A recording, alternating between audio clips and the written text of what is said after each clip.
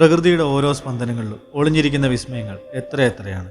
എന്നാൽ ചില യാഥാർത്ഥ്യങ്ങൾ നമ്മളെ അക്ഷരാർത്ഥത്തിൽ ഞെട്ടിച്ചു കളയും.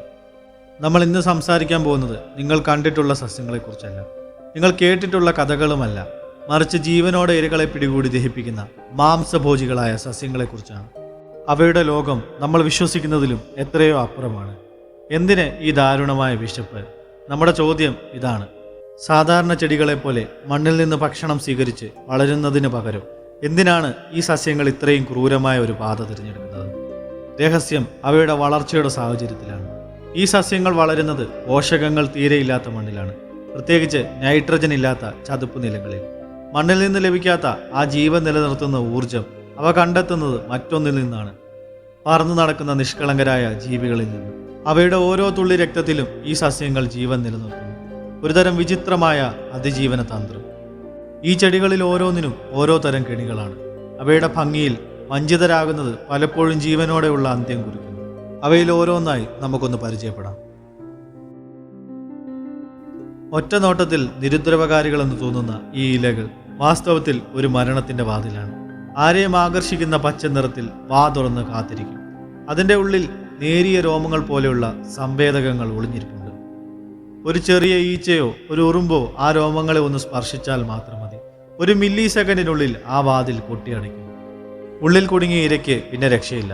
സാവധാനം അത് ദഹിച്ചു തീരുന്ന ഒരു ഓർമ്മ മാത്രമാകും. മനോഹരമായ വർണ്ണങ്ങളിൽ കുടം പോലെ തൂങ്ങിക്കിടക്കുന്ന ഈ ചെടികൾ കണ്ടാൽ ആരും ഒന്ന് നോക്കിപ്പോകും. എന്നാൽ ഈ കുടങ്ങൾ വെറും ഭംഗിക്ക് വേണ്ടിയുള്ളവയല്ല. അതൊരു മരണക്കുഴിയാണ്. ഉള്ളിൽ തേനിന്റെ മധുരമൂറുന്ന ഗന്ധം. അതിൽ ആകർഷകരായി വരുന്ന പ്രാണികൾ കുടത്തിന്റെ മിനുസമുള്ള പ്രതലത്തിൽ നിന്ന് പുറത്തു വരാൻ കഴിയാതെ ആ ആഴത്തിലുള്ള ദഹനരസങ്ങളുടെ കുളത്തിലേക്ക് വീഴുന്നു. നിസ്സഹായരായ ഇരകൾ ആ ദ്രാവകത്തിൽ അലിഞ്ഞില്ലാതെയാകുന്നു.